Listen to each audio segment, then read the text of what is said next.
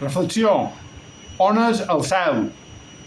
Quan era nin, les monges ens contaven que quan morim l'ànima surt i se'n va al cel. Llavors, ja més gran, a l'escola pública els mestres ens digueren que el cel està ple d'estrelles, espai buit, planetes, asteroides, cometes, galàxies, cúmuls de galàxies, etc. Llavors, amb això que ens havien explicat els mestres, pareixia que no hi havia aquest cel on hi ha les ànimes dels morts que ens havien explicat les monges. Però, de més gran, reflexionant, podem pensar que les galàxies, els planetes, les estrelles, l'espai buit, que veiem quan miram per amunt, ho veiem amb els ulls que envien la informació de tot això que veiem a la nostra consciència visual.